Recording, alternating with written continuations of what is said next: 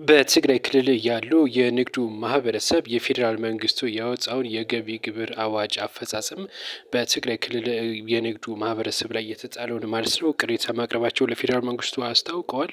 ይህ አዋጅ በአስቸኳይ እንዲታገድልን እንጠይቃለን ሲሉ ነው እንግዲህ የንግዱ ማህበረሰብ ለፌዴራል መንግስቱ ያሳወቀው ነው የተባለው። ከዚህ ጋር ተያይዞ የንግድና የኢንዱስትሪ ምክር ቤት እንደዚሁም ደግሞ የማህበራት ዘርፍ ኃላፊዎች በአንድ ላይ በመሆን በመቀሌ ለጋዜጠኞች መግለጫ ሰጥተዋል። በዚህም እንግዲህ የፌዴራል መንግስቱ የጣለውን የገቢ ግብር አዋጅ አፈጻጸም በአስቸኳይ እንዲያቆም ሲሉ ነው ጥሪ ያቀረቡት። ምክንያቱን ብለው ደግሞ ያስረዱት በርካታ ጉዳዮች አሉ።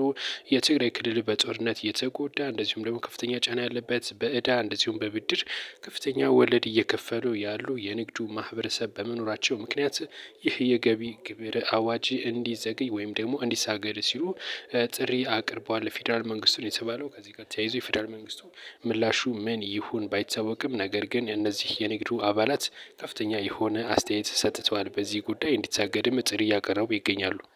ከትግራይ ክልል ጋር በተያያዘ ሌላ መረጃ ልጨምራችሁ። የምርጫ ቦርድ ለጊዜያዊ አስተዳደሩ ስለ ምርጫ ጉዳይ በርካታ ጽሁፎችን ወይም ደግሞ ደብዳቤዎችን ብልክም እስካሁን ምላሽ አላገኘም ሲል የምርጫ ቦርድ አስታውቋል ነው። መግለጫም እንግዲህ በዚህ ጉዳይ ቃለምልልስ አድርጓል ማለት ነው። ምርጫ ቦርድ ለትግራይ ክልል ለጊዜያዊ አስተዳደሩ በርካታ በምርጫ ጉዳይ እንደዚሁም ደግሞ እስኬጁሉን መሰረት ደብዳቤ ልከናል፣ ምላሽ እስካሁን አላገኘንም፣ ተደጋጋሚ ሙከራ አድርገናል ነው ያለው ምርጫ ቦርድ። ከዚህ ጋር ተያይዞ ምርጫ ቦርድም የተለያዩ አማራጮችም እንደሚጠቀምና እንደዚሁም ደግሞ ዳግም እንደሚጠይቅም ይፋ አድርጓል። ከዚህ ጋር በተያያዘ ደግሞ በራያ ዘቦ እንደዚሁ ሰላማዊ ሰልፍ ወጥተዋል። የህወሓት በኢንቨስትመንት ስም መሬታችንን እየወሰደብን ነው ሲሉ ቅሬታ አቅርበዋል ነው የተባለው።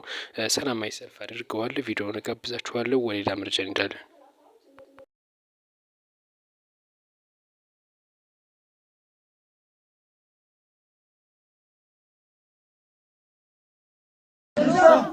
هيتون مريتنا جماعتنا 5 عمل بالمنايا هذا السلام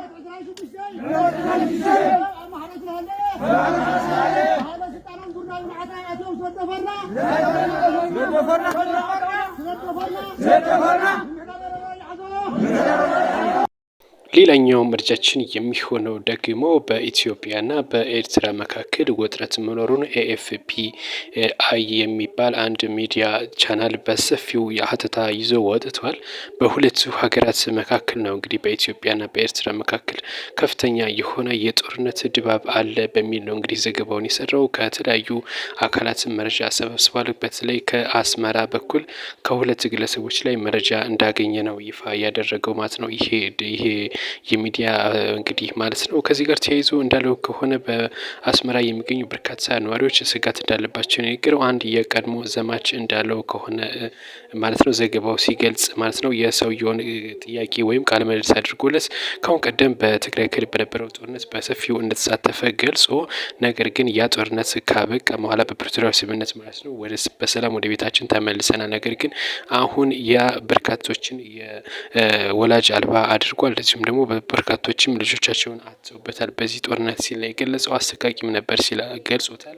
ከዚህ ጋር ተያይዞ ጦርነቱ በፕሪቶሪያው ስምምነት ተቋረጠ። ከዛም በኋላ እንግዲህ የኢትዮጵያ መንግስትና የኤርትራ መንግስት አሁንም በአሰብ ወደብ ምክንያት እንግዲህ ከፍተኛ ፍጥጫ ውስጥ ይገኛሉ። የኢትዮጵያ ውጭ ጉዳይ ሚኒስትር ጌዲዮን ጢሞቴዎስም አስመራ ትንኮሳ እያደረገችብን ነው ማለትን ተከትሎ በኤርትራ በኩልም እንደዚሁ ከፍተኛ የሆነ ፍጥጫ አለ የተባለው። ከዚህ ጋር ተያይዞ በኤርትራ የሚገኙ እናቶችም በስብሰባ ላይ በርካታ መልእክት የተነገራቸው ይገኛል። ልጆቻችሁን ለጦርነት አዘጋጁም እየተባሉ ይገኛል ሲል ገልጿል። በተጨማሪም ደግሞ በርካቶችም በኤርትራ የሚገኙ ወጣቶች እንደዚሁም ወደ ሱዳን ወደ ተለያዩ ሀገራትም በስደት እየሄዱ እንደሚገኙ ነው የተነገረው በጦርነቱ ስጋት ማለት ነው። አንዳንዶችም ይህ ጦርነት የሚቆም አይደለም ፈጣሪ በተአምር ካላስቀረው በቀረ የሚልም እንግዲህ አመለካከት እንዳለች የተነገረው። ከፍተኛ የሆነ የጦርነት ድባብ ነው ያለው በኤርትራ በኩል ሲል እንግዲህ ይሄ ኤኤፍፒ አይት ሚዲያ ማለት ነው በሰፊው ውሀት ተሰርቷል። መልካም ቆይታ። ሰክረው ሕክምና ሲሰጡ የነበሩ 41 የጤና ባለሙያዎች ላይ እርምጃ እንደተወሰደ የአዲስ አበባ ከተማ የጤና ቢሮ ነው ያስታወቀው። እነዚህ 41 የሚጠጉ የጤና ባለሙያዎች ሰክረው እና እንደዚሁም ደግሞ በታካሚዎች ላይ ከፍተኛ የሆነ ጥሰት አድርገዋል የተባለው ከባድ ኦፕሬሽን የሚያስፈልጋቸውን ኦፕሬሽን በማድረግ በዚህም እንግዲህ ለተወሳሰበ የጤና ችግር አድርገዋቸዋል በሚል ሀሳብ ነው እንግዲህ ክስ የቀረበባቸውን የተባለው። የአዲስ አበባ ከተማ የጤና ቢሮ ባለሙያዎችም ቦታው ድረስ ሄደው ጥናት በማድረግ ነው እርምጃ የተወሰደው ነው የተባለው። ከዚህ ጋር ተያይዞም በአዲስ አበባ ከተማ ከፍተኛ የሆነ የዋጋ ጭማሪ አለ በሕክምናው ዘርፍ ላይ ሲሉ ነው የገለጹት። እንግዲህ ቅሬታቸውን ያቀረቡት ለማሽኖችና ለተለያዩ የምንከፍለው ዋጋ እጅግ የተጋነነ ነው ሲሉ እንግዲህ የአዲስ አበባ ከተማ ታካሚዎች ይፋ አድርገዋል። ታካሚዎች እንዳሉት ከሆነ ማንኛውም ሰው ለጤናው ከየትም ብሎ ይታከማል በሚል ሀሳብ ሙያዊ ዝርፊያ እየተደረገብን ነው ሲሉ የአዲስ አበባ ከተማ ነዋሪዎች ይፋ አድርገዋል። እንግዲህ የከተማው የጤና ቢሮም እንደዚሁ ከበድ ያለ እርምጃ ወስዳለሁ ካሁን በኋላ ጥናትም አድርጋለሁ ሲል ይፋ አድርጓል።